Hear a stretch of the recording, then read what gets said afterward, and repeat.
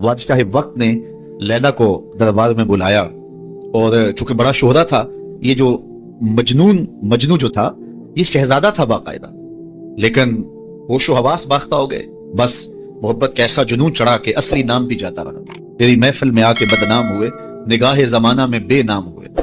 तूने वादा किया बिछड़ेंगे ना हम, तेरे ही हाथों से नैलाम हुए। तशख्खुस मिट गया, पहचान मिट गया, नाम ही मिट गया। कहते हैं हजरत इमाम हसन और हजरत अमीर मुआविया का जब वो खिलाफत का मामला था तो किसी ने इससे पूछा कि हाँ भाई तेरी राय क्या है, ये उस दौर में हुआ है ना, तो कहा कि हाँ तेरी राय क्या है। उसने कहा दोनों ही हकदार नहीं है, मेरी लैला हकदार है। तो कहा आंता मजनून, तू कहीं पागल तो नहीं हो गया? तो इससे उसका नाम मजनून पड़ गया।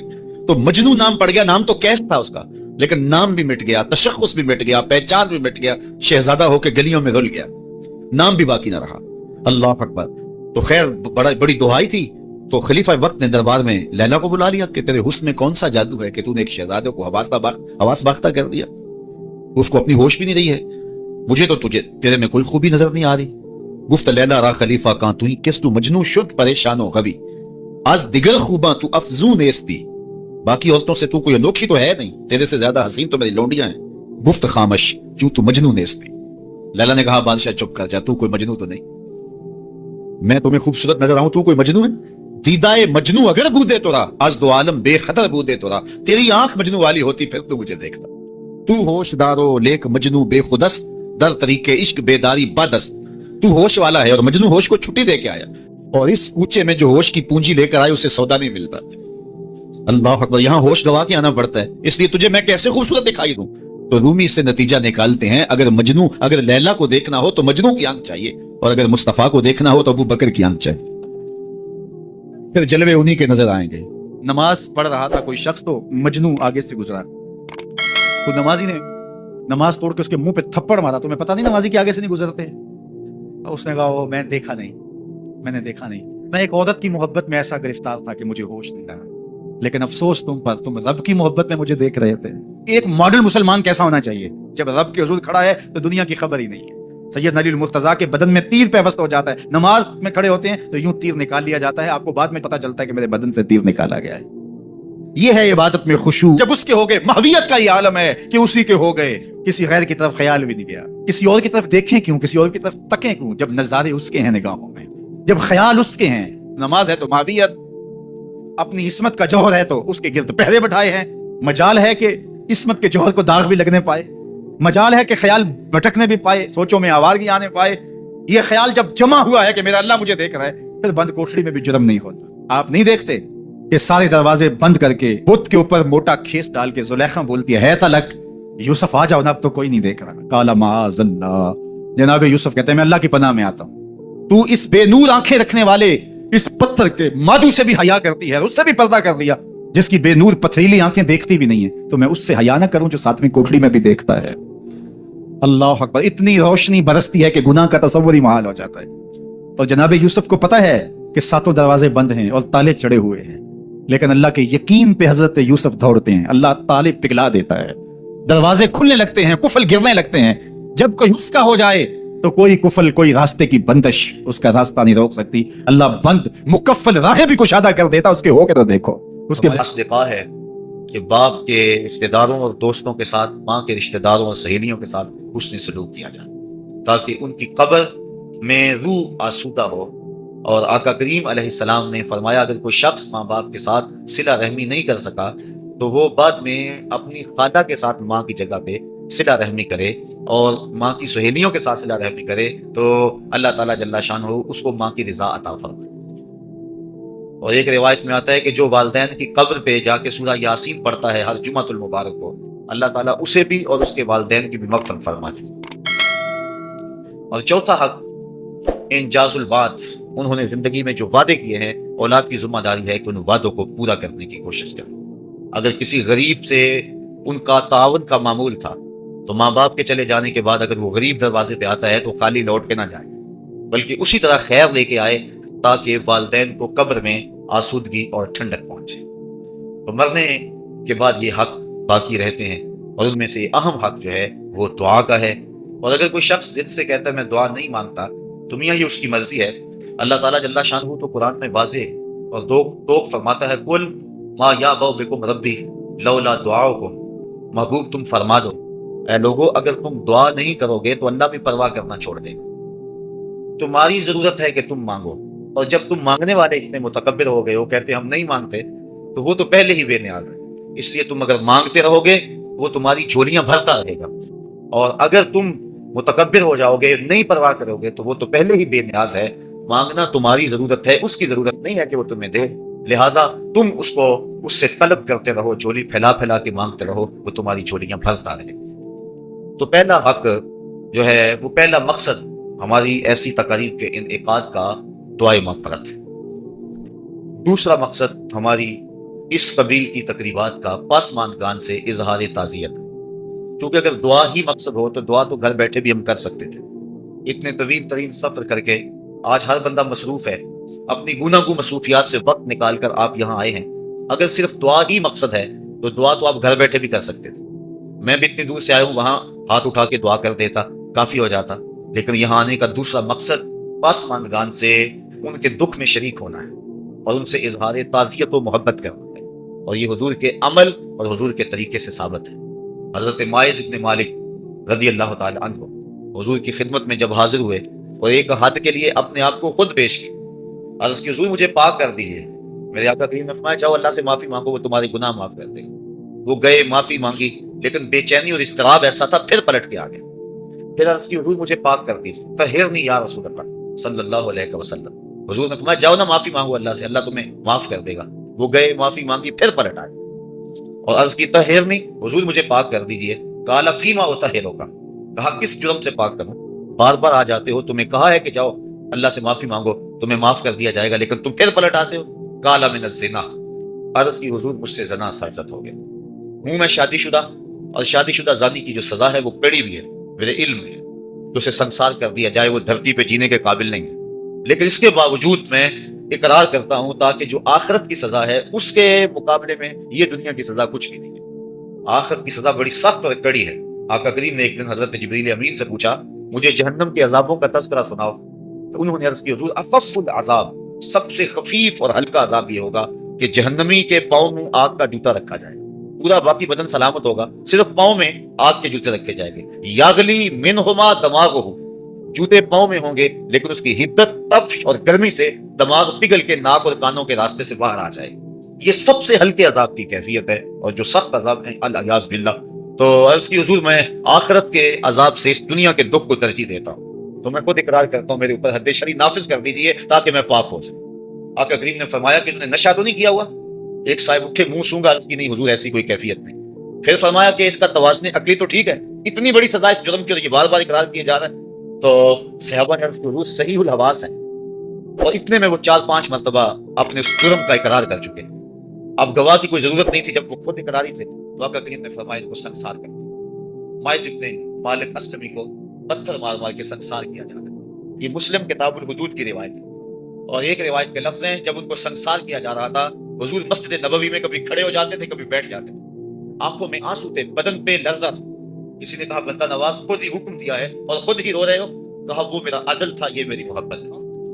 مبتلا درد ہو کوئی عذر روتی ہے آنکھ، کس قدر ہم درد سارے جسم کی ہوتی ہے آنکھ. تو جب ماعز ابن مالک اسلمی کو سنسار کر دیا گیا تو حضور ان کے جنازے کے لیے خود گئے. کسی کی زبان سے نکلا لو ماعز نے زنا کیا تھا. میرے آقا کے چہرے پہ غصے کے آثار ظاہر. میں خبردار اگر کسی نے میرے ماعز پہ بات کی، اگر اس نے زنا کیا تھا تو میں نے پتھر نہیں مروائے. میرے ماعز نے ایسی سچی توبہ کی ہے، اگر روئے زمین کے تمام لوگوں میں اسے تقسیم کر دیا جائے لکفاہم، سب کی مغفرت ہو جائے. یعنی اپنے آپ کو خود پیش کیا. اور جب کوئی شخص حد شرعی اپنے اوپر قبول کر دیتا ہے بخوشی، تو وہ ایسے ہوتا ہے جس طرح ابھی ماں کے پیٹ سے اس نے جنم لیا. تو فرمایا اگر اس کی توبہ تمام روئے زمین کے مسلمانوں میں تقسیم کر دی جائے لکفاہم، تو ان کے لیے کافی ہو جائے. اب حضرت ماعز ابن مالک اسلمی تدفین ان کی کر دی گئی. ان کی وفات کا دوسرا دن تھا یا ان کی وفات کا تیسرا دن تھا. صحابہ کو شک تھا کہ دوسرا ہے یا تیسرا. حضور علیہ السلام راوی شک سے بیان کرتا ہے اور ہمیں شک کا فائدہ مل گیا. تو حضور ان کے ہاں تشریف لے گئے. وہم جلوس، جب حضور گئے تو صحابہ بیٹھے ہوئے تھے، اور آقا کریم نے جا کے فرمایا کہ استغفروا لماعز، اپنے بھائی ماعز کے لیے استغفار کرو، اس کے لیے بخشش کی دعا کرو. اور یہی ہم کرتے ہیں کہ لوگ بیٹھے ہوتے ہیں، ہم کیا کہتے ہیں کہ استغفار کرو، دعا کرو، فاتحہ پڑھو. تو حضور علیہ السلام گئے, صحابہ لفظ ہے وہ جلوس, وہ بیٹھے ہوئے تھے, اور آقا کریم نے فرمایا استغفروا لماعز ابن مالک کے لیے مغفرت کی دعا کرو, ان کے لیے ہاتھ اٹھاؤ. صحابہ نے حضور کی معیت میں ان کے لیے استغفار کیا اور مغفرت کی دعا کی. اب سوال یہ ہے کہ اگر دعا ہی مقصود تھا تو دعا تو مسجد نبوی میں بھی ہو سکتی تھی, حجرہ عائشہ میں بھی ہو سکتی تھی, ستون تہجد کے پاس بھی ہو سکتی تھی. دعا نماز جنازہ خود دعا ہے.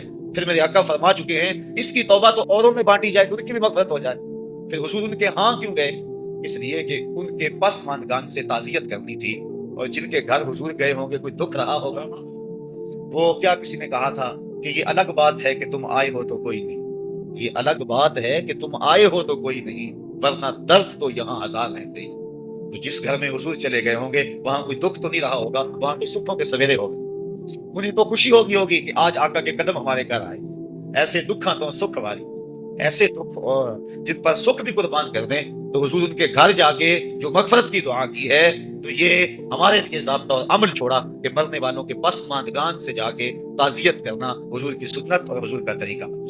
جیسے میں اور آپ اپنے ان عزیزوں کے ہاں آئے ہیں, اور ہمارا مقصد ان کی ڈھارس بتانا ہے, کیونکہ ان کا وہ رشتہ اس دنیا سے چلا گیا جس کا بدل زمانے میں نہیں.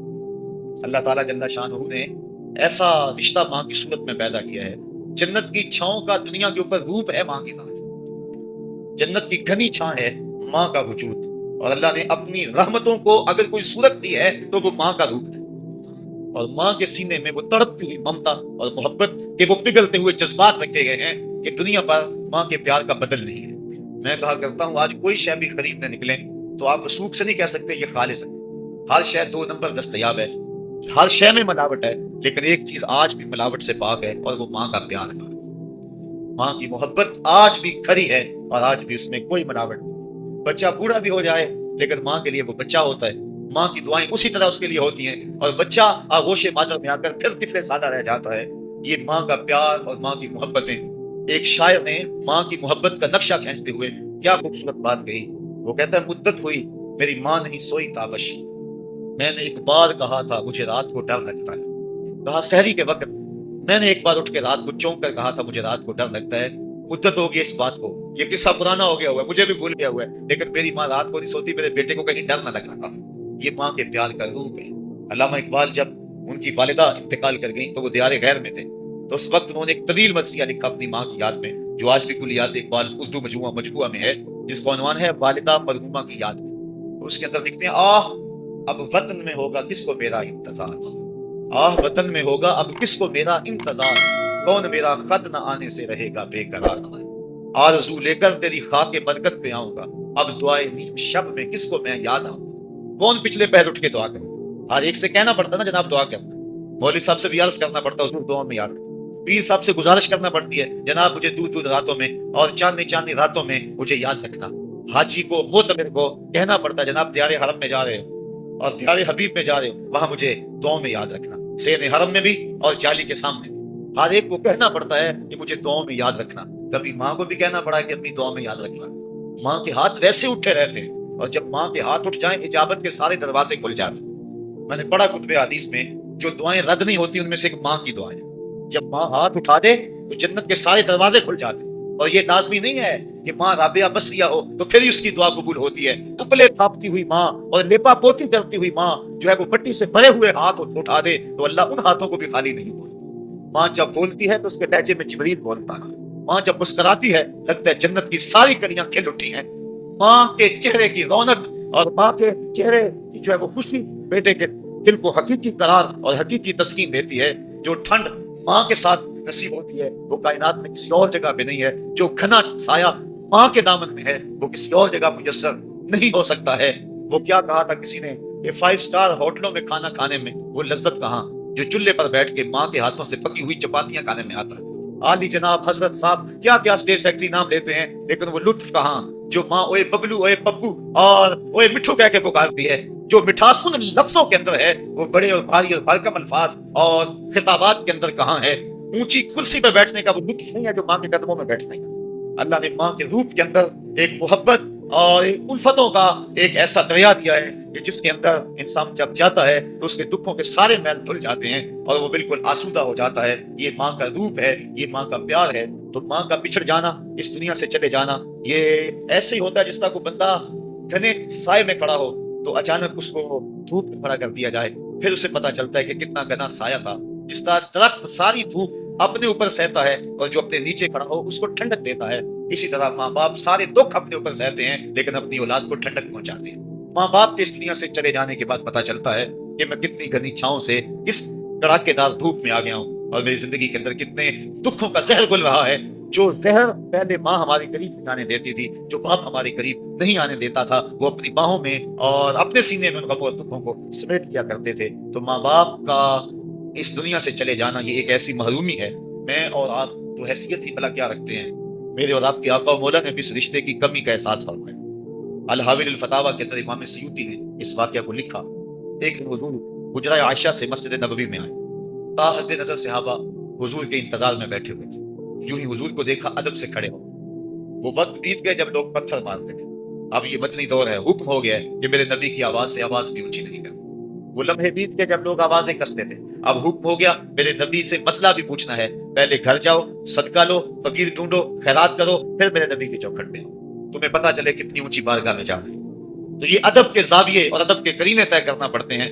حضور آئے، مسجد میں قدم رکھا، تا حد نظر صحابہ سے ادب سے کھڑے ہو گئے، آقا کی آنکھیں چھم چھم برسنے لگیں، اور حضور نے روتے روتے فرمایا لو ادرکت والدیہ او احدہما، کاش آج میرے ماں باپ زندہ ہو یا ان میں سے کوئی ایک ہی زندہ ہوتا، وانا اصلی صلاۃ العشاء، اور میں لوگوں کو نماز عشاء پڑھا رہا ہوں۔ انسان نے دکھوں کا دور دیکھا ہو، بعد میں اللہ خوشحالیاں دے دے تو انسان اس بات کی ضرور آرزو کرتا ہے کہ میرے ماں باپ نے میرے دکھوں کا دور دیکھا، کاش آج میرے سر پہ عزتوں کی سجی ہوئی دستار بھی دیکھتے، آج مجھے وقار کی مسند پہ بیٹھا ہوا بھی دیکھتے، آج میرے گھر میں بچوں کا کھیلنا بھی دیکھتے، آج میرے آنگن کی بہار بھی دیکھتے، آج دولت کی ریل پیل بھی دیکھتے، آج عزتوں کا ظرف جو مجھے نصیب ہوا ہے وہ بھی ماں باپ ملاحظہ کرتے، آج میرے وقار اور میرے عہدہ و منصب کو بھی دیکھتے، معاشرے میں میرے مرتبہ و مقام کو بھی دیکھتے، تو کتنے خوش ہوتے۔ جب اللہ کسی کو دولت دیتا ہے، عزت دیتا ہے، شہرت دیتا ہے، تو جلنے والوں کی ایک طویل فہرست ہوتی ہے اور پیار کرنے والے بڑے تھوڑے ہوتے ہیں، لیکن ماں باپ بھی لوس محبت کرنے والے ہوتے ہیں۔ تو انسان جب کسی ایسے مرحلے پہ پہنچتا ہے تو وہ ضرور یہ آرزو کرتا ہے کاش آج میرے ماں باپ ہوتے، تو وہ دیکھتے تو کتنا خوش ہوتے، ان کی آنکھیں کتنی ٹھنڈی ہوتی، ان کے دل کو کتنی تسکین پہنچتی مجھے اس مرتبے پہ پہنچا ہوا دیکھ کر۔ ظاہر ہے جب حضور پیدا ہوئے تو باپ کا سایہ سر پہ نہیں تھا، 6 سال کی عمر تھی، حضور اپنی ماں کے ساتھ مدینہ شریف گئے ہوئے تھے، واپسی پر ابوا کی ریت کے ٹیلے ہیں، سیدہ آمنہ کو سخت بخار ہو گیا اور انہوں نے سمجھا کہ یہ میرا بخار اب جان لیوا ثابت ہوگا۔ انہوں نے ام ایمن کو بلایا اور کہا میرے اس بیٹے کو بحفاظت امیر قریش عبد المطلب تک پہنچا دینا۔ پھر حضور کو سامنے بٹھایا، سر پہ ہاتھ رکھا۔ جب سیدہ آمنہ نے اپنے بیٹے کے سر پہ ہاتھ رکھا، بیوہ ماں کا ہاتھ جب اپنے یتیم بچے کے سر پہ آیا تو ابوا کی ریت کے ذرے بھی رونے لگے۔ سیدہ آمنہ کچھ کہنا چاہتی تھی لیکن ضبط کے بندھن ٹوٹ گئے، آنکھوں سے سیلاب اشک جاری ہو گیا، تو جو کہنا چاہ رہی تھی اس میں چند جملے ادا کیے جو ابن حشام نے محفوظ کیے۔ سیدہ آمنہ نے کہا بیٹا ہر نئی چیز نے پرانی ہو جانا ہے، ہر باقی نے فنا ہو جانا ہے، میں بھی جا رہی ہوں، وذکر باقٍ وولدت طہرا، لیکن میرا ذکر نہیں مٹے گا، میں تیرے جیسا ستھرا بیٹا چھوڑ کے جا رہی ہوں۔ جن ماؤں کے بیٹے اتنے اچھے ہوں ان ماؤں کا ذکر نہیں مٹا کرتا۔ یہ آخری لفظ تھے سیدہ آمنہ کے، اس کے بعد ان کا انتقال ہو گیا۔ حضور اپنی ماں کے جسد سے لپٹ کر روتے تھے اور کہتے امی آپ آگے بولتی کیوں نہیں ہیں؟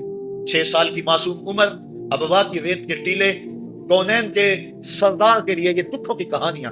اللہ کے محبوب علیہ السلام نے وہیں اپنی ماں کی تدفین کی اور اپنی ماں کی قبر کے اوپر پتھروں کے ٹکڑے رکھے، اور یہاں آج ہو بھی کیا سکتا تھا؟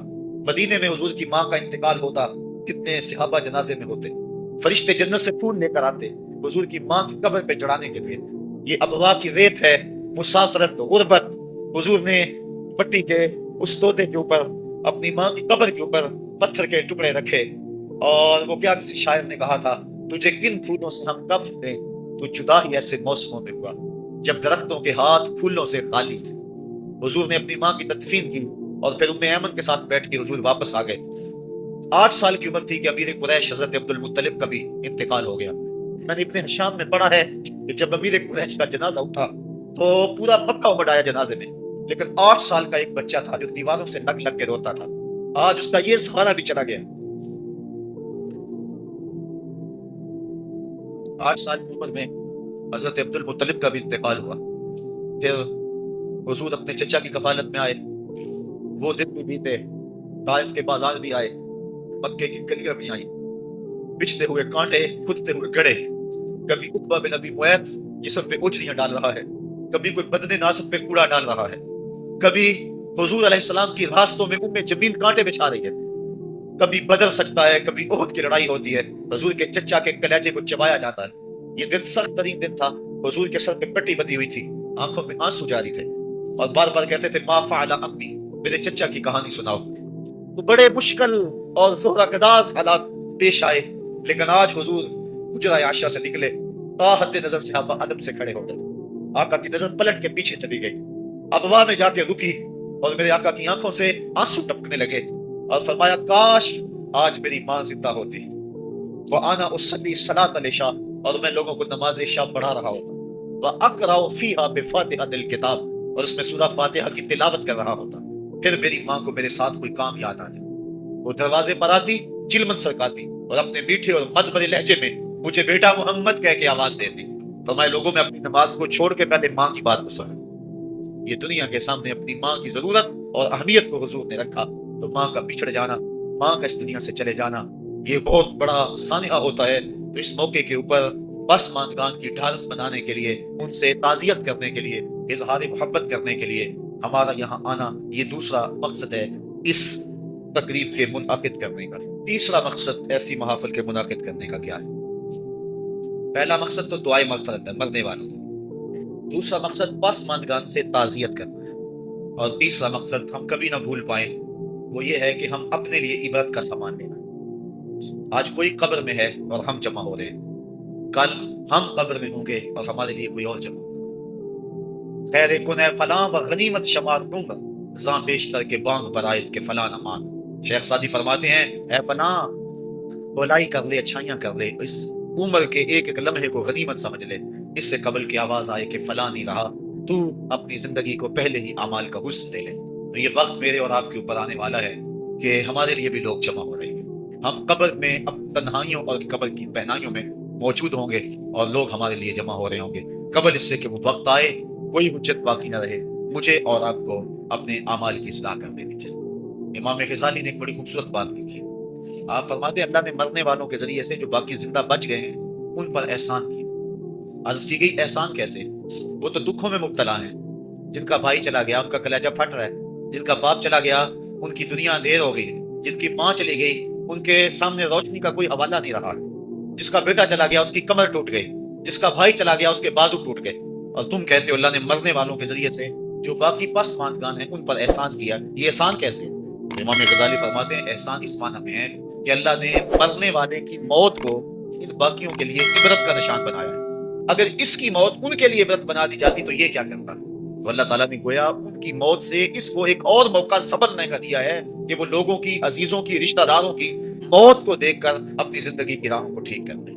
یہ جو مرنے والے ہیں یہ ہمارے لیے پیغام ہے موت کا، اور ہم ان سے دیکھ کر اپنی زندگی ٹھیک کر سکتے ہیں۔ حضرت یعقوب علیہ السلام جلیل القدر نبی گزرے، بنی اسرائیل کے مقتدا اور امام نبی، آپ نے حضرت اسرائیل سے وعدہ لیا ہوا تھا کہ میری روح قبض کرنے کے لیے اچانک نہیں آنا، بلکہ پہلے کو قصد یا پیغام بھیج دینا تاکہ میں موت کی تیاری کروں، چونکہ اچانک موت سے حضور نے بھی پناہ اللہم انی اعوذ بک من الموت الفجات، اے اللہ اچانک موت سے تیری پناہ چاہتا ہوں۔ تو حضرت اسرائیل علیہ السلام سے وعدہ لیا تھا حضرت یعقوب علیہ السلام نے کہ قبض روح کے لیے اچانک نہیں آنا، پہلے کو قصد یا پیغام بھیج دینا۔ انہوں نے وعدہ کیا تھا، نبی تھے، ان سے وعدہ انہوں نے کر دیا۔ کافی مدت گزری تو حضرت اسرائیل آ گئے، پوچھا کدھر آئے ہو؟ کہا قبض روح کے لیے آئے ہو۔ کہا تم نے تو وعدہ کیا تھا پہلے کو قصد یا پیغام بھیجوں گا، تم نے نہ کوئی قصد بھیجا اور پیغام بھیجا اور قبض روح کے لیے آ گئے۔ حضرت اسرائیل نے عرض کی حضور میں نے تو کئی قصد بھیجے تھے، فرمایا میرے پاس تو ایک بھی نہیں آیا۔ کہا حضرت آپ کے سامنے کتنے لوگوں کی موت واقع، یہ میرا قصد نہیں تھا تو اور کیا تھا۔ آپ کی داڑھی میں سفید بال آ گئے، یہ میرا قصد نہیں تھا تو اور کیا تھا۔ آپ کی آنکھوں میں سفیدی اتر آئی، یہ میرا قصد نہیں تھا تو اور کیا تھا۔ آنکھوں میں سفیدی کا آ جانا، بالوں میں سفیدی کا آ جانا، کمر میں خم آ جانا، اٹھتے ہوئے جنازے، پھیلی ہوئی قبریں، یہ پیغام ہے، قصد ہے موت کا۔ حضرت عمر فاروق رضی اللہ تعالیٰ عنہ ایک دن دربار میں بیٹھے ہوئے تھے، ایک شخص آیا اور آپ کو دیکھ کر کہنے لگا یا عمر لا تنسا موتک، عمر اپنی موت کو نہیں بھولنا۔ کب کب آ کے رہ گئے، اس کو بلایا، شکریہ ادا کیا، کہا میاں کبھی روز آ جایا کرے نا تو تجھے مہینے کے بعد تنخواہ بھی دیا کرتا۔ بڑے دربار میں وہ روزانہ آتا ہے، حضرت عمر فاروق کام میں لگے ہیں، وہ کہتا ہے یا عمر لا تنسا موتک، عمر اپنی موت کو نہیں بھولنا، مہینے کے بعد اس کو تنخواہ بھی دیتے۔ ایک دن وہ آیا، آپ نے اس کے ہاتھ میں اس کا مشاہدہ دیا، کہا آج کے بعد نہیں آنا، حضرت مجھ سے کوئی گستاخی ہوگی؟ فرمایا نہیں۔ تذکیر موت کی ضرورت نہیں رہی؟ فرمایا نہیں۔ کوئی اور بندہ رکھ لیا؟ فرمایا نہیں۔ تو کہا پھر حضور مجھے بتائیں نا مجھے کیوں چھٹی دی جا رہی ہے؟ تو حضرت عمر فاروق چھم چھم رونے لگے اور داڑھی پہ ہاتھ رکھا، ایک بال الگ کیا، وہ بال سفید ہو چکا تھا۔ کہا میاں پہلے تو یاد دلاتا تھا، اب تیرے آنے کی ضرورت نہیں رہی، یہ میرے گھر میں مجھے بتانے والا آ گیا اور یہی مجھے موت نہیں بھولنے دے گا۔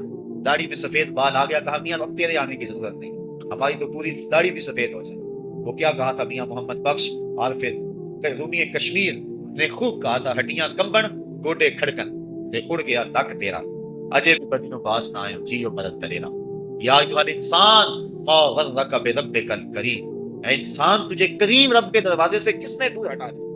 الذی خلقک فسواک فعدلک فی ای صورت ما شاء رکبک، جس نے تجھے پیدا کیا، تیرے عذاب کو توازن دیا، تجھے حسن اور جوانی بخشی، تجھے چلنے کا سلیقہ دیا، تجھے بولنے کا طریقہ دیا، تجھے سوچنے کے لیے دماغ دیا، تجھے سماعتوں کے پردے دیے، آج شیروں کو تو نچا لیتا ہے، ہاتھیوں کو تو بٹھا لیتا ہے۔ اے انسان ذرا غور تو کر، اس رب کا شکر کر، کیوں بھول گیا اس رب کو جس نے تجھے پیدا کیا؟ اگر تجھے پیدا ہی نہ کرتا تو کیا کرتا؟ پھر پیدا کر کے چھوڑ دیتا تجھے، اگلا تیری ذمہ داری اپنے ذمہ کرم پہ نہ لیتا تو بچا تجھے گرمی کی سختی سے کون بچاتا؟ تجھے ٹھٹھرتی ہوئی سردی سے کون بچاتا؟ ماں کے سینے میں تیرا پیار نہ ڈالتا، ممتا وہ ماں کے سینے میں نہ ڈالتا، تجھے گندگی میں لتھڑے ہوئے کو کون اٹھاتا؟ لیکن اس نے پیار ڈالا ماں کے سینے میں، جس نے تجھے پہلے چوما اور پھر اس نے تجھے دھویا۔ انسان غور تو کر، ما غرک بربک الکریم، اس رب کو بھول گیا ہے الذی خلقک، جس نے تجھے پیدا کیا۔ ماں نے بیٹے کو پیدا نہیں کیا، جنم دیا ہے، لیکن اتنے احسان ہیں کہ ساری زندگی بھی انسان ماں باپ کا حق نہیں ادا کر سکتا۔ جس ماں نے جنم دیا ہے اس کے حق نہیں ادا ہو سکتے، تو جس رب نے تخلیق کیا ہے اس کے حق کیسے ادا ہوں گے؟ اس لیے کہ انسان ذرا غور تو کر، اس نے تجھے پیدا کیا تو بھول گیا اس رب کو؟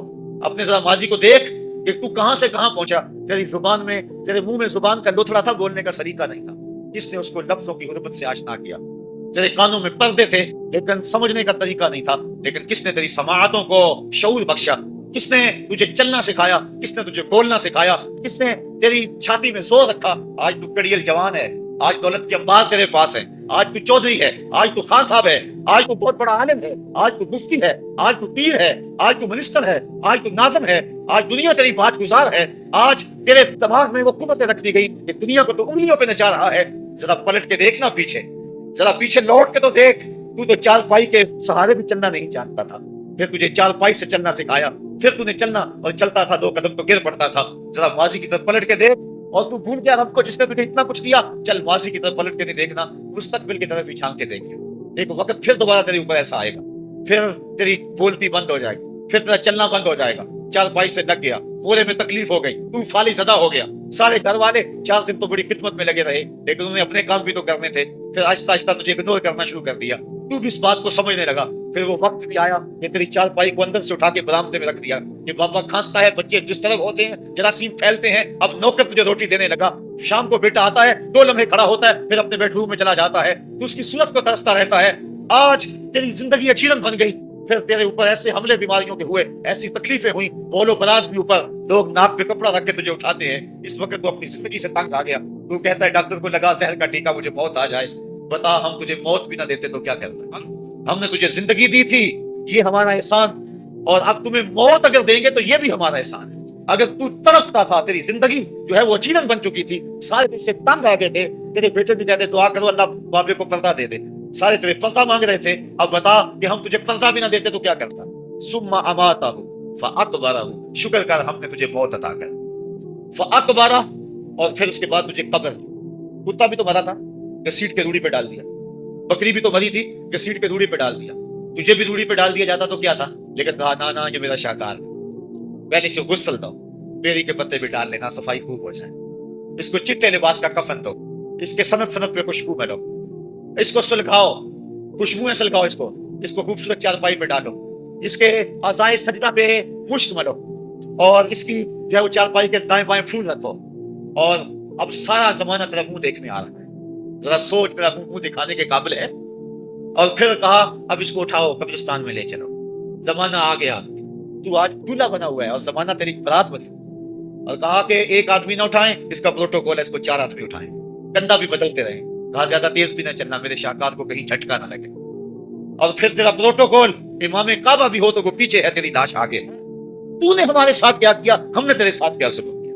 या अय्युहल इंसान मा गर्रका बिरब्बिकल करीम। हमने कहा इसके लिए छोटा सा घर बना दो और उसके अंदर पर्दे में इसको रख के ऊपर से मिट्टी डाल दो, ऊपर फूल डाल लो, और फिर इतनी देर तक खड़े रहो जितनी देर तक ऊंट को ज़बह करते हैं, उसकी खार उधेड़ते हैं, उसका गोश्त बनाते हैं, फिर उसको तकसीम करते हैं, और फिर आओ तो दुआएं शुरू कर दो।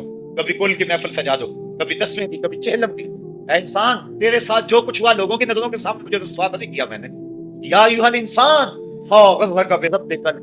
जरा पीछे पलट के देख ले, नहीं तो आगे झांक के देख ले, तुझे कभी तो शर्म आएगी। तो कहां भटक गया, कहां बह गया। आ जा उस करीम रब की तरफ जो 70 माओं से ज्यादा प्यार करता है। आना तो तूने है ही, आज नहीं तो कल आएगा। तो कल जो फिर कफन में मुंह छुपा छुपा के आता फिरेगा, आज खुले मुंह ही आ जा। आज मेरी रहमतें तेरा भर भर के इस्तेकबाल कर रही है। रूबी बिन हराश एक बुजुर्ग हुए और ताबी है। ताबी वो था जिसने सहाबी को देखा, सारी जिंदगी उनके चेहरे पे मुस्कुराहट नहीं आई। वो कहते थे क्या खबर मेरा अंजाम क्या हो। शेख सादी फरमाते जब तू दुनिया पे आया था ना तो तू रोता था, ये सारे हंसते थे। बच्चा जब पैदा होता है तो और उसका रोना उसकी जिंदगी की दलील है। जब तक बच्चा चीखता नहीं सारे परेशान होते, आवाज नहीं आ रही, पता नहीं जिंदा है कि जो है वो गोश्त का लोथड़ा है। जब बच्चा चीखता सारे खुश हो जाते हैं, मुबारक के देते हैं, मिठाइयां बांटते हैं। तो उसका रोना उसकी जिंदगी पे दलील। शेख सादी फरमाते जब तू आया था तू रोता था, ये हंसते थे। ऐसे जिंदगी गुजार, तू हंसता हुआ जाए, ये रोते रहे। ये ना हो कि रोता आया था रोता ही जाना पड़े तुझे। रूबी बिन हराश सारी जिंदगी नहीं मुस्कुराए, फरमाते थे क्या खबर मेरा अंजाम क्या। वक्त बीतता गया, आखिर में फौत हो। उनका भाई रबी बिन हराश रसाल को बुला लाया कि मेरे भाई को गुस्ल दो। रसाल जब गुस्ल देने के लिए दाखिल हुआ तो फौरन बाहर पलट आया। रबी पूछने लगा क्या हुआ है। कहा यार तेरा भाई बड़ा अजीब है। कहा हुआ क्या है। कहा नहनो नागता से वहुवा यतबस्सम, हम उसे गुस्ल देते हैं वो आगे से मुस्कुराता है। कहा उसने कसम खाई थी जब तक अपना अच्छा अंजाम नहीं देखूंगा नहीं मुस्कुराऊंगा। इसको इमाम अबू नईम ने हिलिया में लिखा, रौज़ुल अक़्स के अंदर इमाम सुहैली ने लिखा, काजी अय्यास मालिक उंदलसी ने इस्तिफा में लिखा, और इसी को इमाम जलालुद्दीन सयूती अलैहिर्रहमा ने जो है वो अल खसाइसुल कुबरा में लिखा। कहा यार तेरा भाई बड़ा अजीब है, हम उसे गुस्ल देते हैं वो आगे से मुस्कुराता है। तो उसने कसम खाई थी जब तक अच्छा अंजाम नहीं देखूंगा नहीं मुस्कुराऊंगा। आज उसने अपना अच्छा अंजाम देख लिया तभी तो मुस्कुरा रहा है। 12 लोगों के 2 ग्रोह बन गए। एक कहने लगे कि यार ये वैसे गड़ी हुई बात है, भला को बंदा मरने के बाद भी मुस्कुरा सकता है। एक ग्रोह कहता है यार बंदा बड़ा अच्छा था, हो सकता है कि मरने के बाद मुस्कुराया। जिंदगी तो उसने दुख से गुजारी लेकिन बाद में तो सुख मिला होगा। इतने में उन्हें गुस्ल दे दिया गया, लोग इकट्ठे होकर इनके घर आ, इन्हें कफन दे के पटड़े पे डाल दिया गया। रूबी बिन हराश ने जब लोग बातें कर रहे थे, कोई कह रहा था सही है, कोई कहता है गलत था, तो उसने कफन से हाथ बाहर निकाला और लोगों को कहा अस्सलामु अलैकुम। लोगों ने कहा वालेकुम अस्सलाम। अततकल्लमु बादल मौत, अजीब बात है मरने के बाद बातें कर रहे हो। काला नाम अतकल्लमु बादल मौत, कहा हाँ हाँ मैं मरने के बाद ही बात नहीं कर रहा। अरश फर्श पे बांग ते मक्के पे गया शोर, बुल्ले शाह सा मरना नानी ते गोर पे आ कोई और। फाला लोहिए यत्नम हयातन तय्यबा, इनको हयात तय्यबा बख्श दी जाती है जो अल्लाह के नाम पे अपनी जिंदगी गुजार देते हैं। मेरा रब कहता है कि मैं उनको मरने नहीं देता, उनको सुथरी और पाकीज़ा जिंदगी देता हूँ। और इकबाल कहता है फितरत हस्ती शहीद आरज़ू रहती ना हो, खूब तर पैकर की उसको जुस्तजू रहती ना हो। मौत को समझा है गाफिल इख्तिताम जिंदगी, ये है शाम जिंदगी सुबह दवाम जिंदगी। तो कहा हाँ हाँ मरने के बाद बातें करें। लोगों ने कहा बता फिर तेरे रब ने तेरे साथ सलूक क्या किया।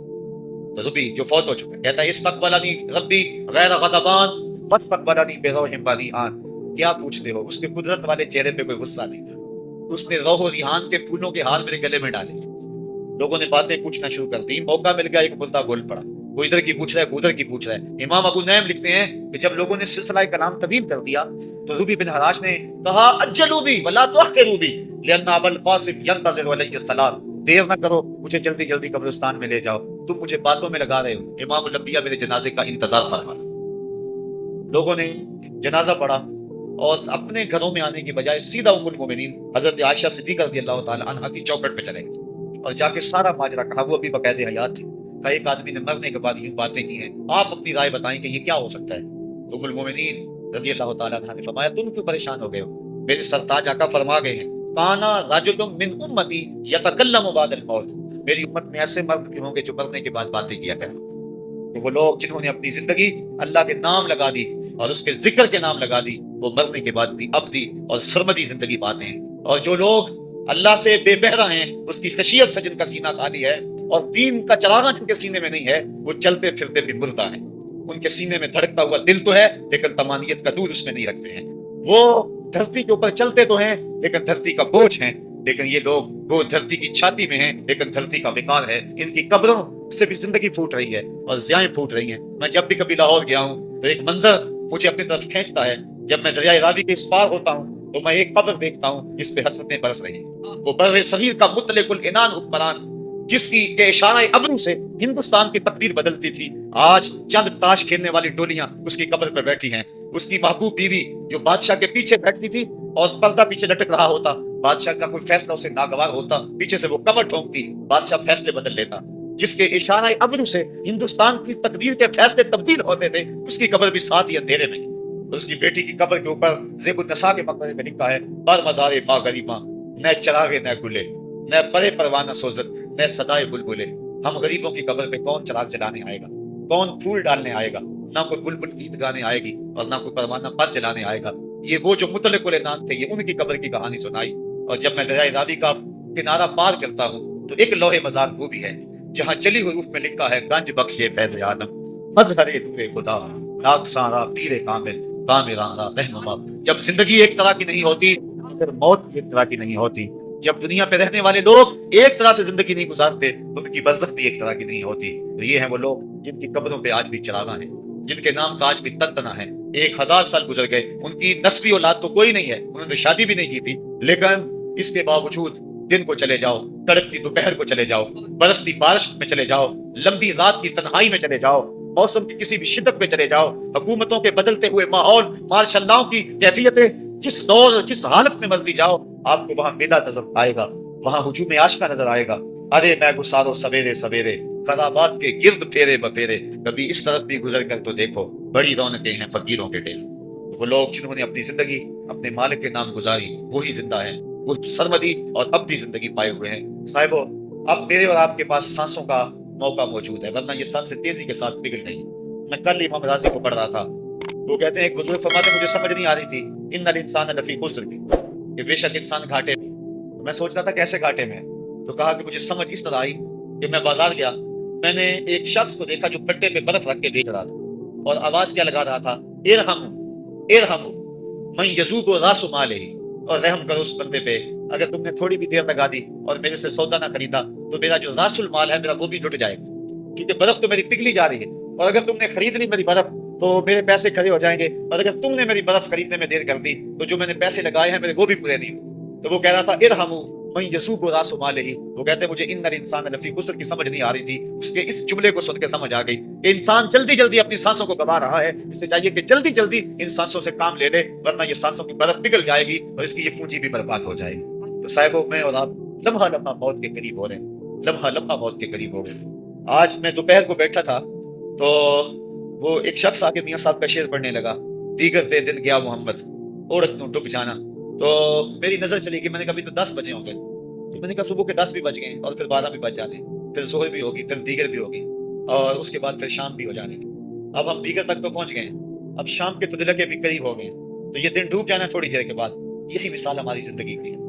کوئی دوپہر تک آ گیا ہے، کوئی چاش تک آ گیا ہے، کوئی ظہر تک آ گیا ہے، کوئی عصر تک آ گیا ہے، اور کسی کی زندگی کا سورج بالکل غروب ہونے کے قریب آ گیا. صاحبو، پتہ کوئی نہیں کہ ہمارا اگلا قدم کہاں ہے. اس سے قبل کہ کوئی حجت باقی نہ رہے، مجھے آپ کو اپنی زندگی پہ نظر ثانی کرنا ہوگی، اپنے گناہوں کا اور اپنی نیکیوں کا حساب لگانا ہوگا. ایک ترازو تو کل محشر کے میدان میں لگے گا، ایک ترازو ضمیر کی عدالت میں آج ہی لگانا ہوگا. ہمیں دیکھنا ہوگا ہمارے پلے کتنے عمل ہیں اچھے، اور جو اچھے عمل ہیں ان میں خلوص والے کتنے ہیں، لوگوں کے دکھاوے والے کتنے تھے، رب کے لیے کتنے عمل کیے اور لوگوں کے لیے کتنے کیے. تو پھر ترازو لگا کے ہم نے اپنے اعمال نامے کو آج ہی تولنا ہے اور وزن کرنا ہے اور اپنی زندگی کو نیکی کا حسن دینا ہے. وقت کٹ رہا ہے، زندگی لمحہ لمحہ موت کے قریب ہو رہی ہے. قبل اس سے کہ کوئی حجت باقی نہ رہے، ہم ہاتھ ملتے رہ جائیں، پچھتاتے رہ جائیں تو کیا فائدہ ہوگا. بلکہ میں نے تو پڑھا کتابوں میں، علماء لکھتے ہیں قیامت کے دن تو نیکوکار بھی پچھتائیں گے. بدکاروں نے تو پچھتانا ہی پچھتانا ہے، نیکوکار بھی پچھتائیں گے. بدکار تو اس لیے پچھتائیں گے انہوں نے اتنے گناہ کیوں کیے، تو نیکوکار کیوں پچھتائیں گے. جب وہ اپنے اچھے اعمال کی جزا دیکھیں گے تو وہ پچھتائیں گے، ہائے جو چند لمحے ضائع ہو گئے وہ بھی کیوں ضائع ہو، وہ بھی میں نے کیوں برباد کر دیے، وہ بھی اس راستے پہ ڈالے ہوئے ہوتے. تو آج مجھے آپ کو موقع ہے، دیکھیں قبریں کتنی، قبریں جو ہیں وہ ہماری کتنے ملنے والے، ذرا نظر دوڑائیں نا. آج ہم کتنوں کو کندھوں پہ اٹھا کے قبرستان چھوڑائیں. حضرت غوث اعظم رضی اللہ تعالیٰ عنہ فرماتے ہیں جا کے قبرستانوں میں دیکھو کتنے کتنے حسینوں کی مٹی خراب ہو گئی، جو اپنے بدن پہ ایک چٹکی مٹی نہیں پڑنے دیتے تھے، آج ان کا کفن بھی تار تار ہو گیا.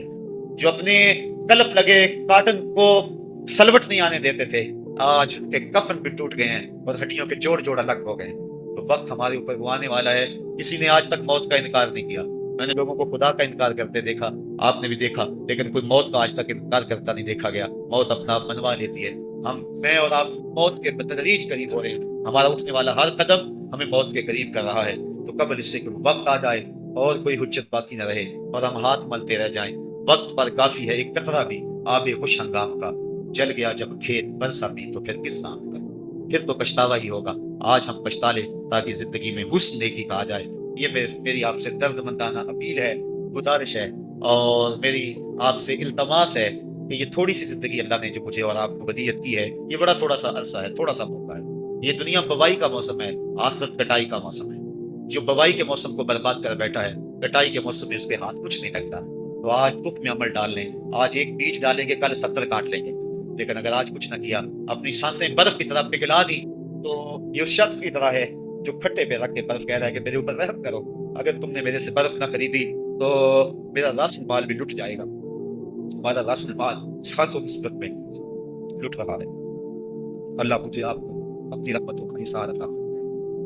وآخر دعوانا ان الحمدللہ رب العالمین۔ الحمدللہ رب العالمین، صلاۃ والسلام علی سید الانبیاء والمرسلین۔ میرے مالک 3 عدد ختمات قرآن مجید، یہ بہت سارے کلمات طیبات جو کچھ پڑھا سنا کہا گیا، سب کچھ اپنی بارگاہ میں قبول فرما، اور سب کا ثواب تیرے محبوب کی بارگاہ میں بطور ہدیہ پیش کرنے کی قبول فرما۔ حضور کے توسل سے جمیع انبیاء علیہ السلام اور ان کی امتوں کے ارواح کو پیش کرتے ہیں قبول فرما، بالاختصاص آقا کریم کی امت کو پیش کرتے ہیں قبول فرما، اور ہم سب لوگوں کی دعائیں، التجائیں، اٹھے ہوئے ہاتھ، سفارشوں کے لیے پھیلی ہوئی جوڑیاں عزیزم زاہد فیاض صاحب، ریاض صاحب اور اعجاز سلیم صاحب اور ندیم سلیم صاحب اور رانا لیاقت علی صاحب کی والدہ ماجدہ جو پچھلے دنوں میں انتقال کر گئی، ان کی روح کے لیے پیش کرتے ہیں۔ اے اللہ ان کی قبر کو وسیع، کشادہ، منور اور خوشبودار کر دے، ان کو اپنی رحمتوں کا حصار دے دے، ان کی قبر کو دور دور کر دے۔ اے اللہ زندگی میں اگر ان سے کوئی کوتاہی ہو گئی تو اپنے محبوب کی زلف گراگین کا صدقہ معاف کر دے، اور ان کی زندگی کی ایک ایک نیکی اپنی بارگاہ میں قبول فرما۔ اے اللہ ان کی اولاد کو صبر عطا فرما، اور ہم سب کو مرنے والوں سے عبرت حاصل کر کے اچھی زندگی گزارنے کی توفیق عطا فرما۔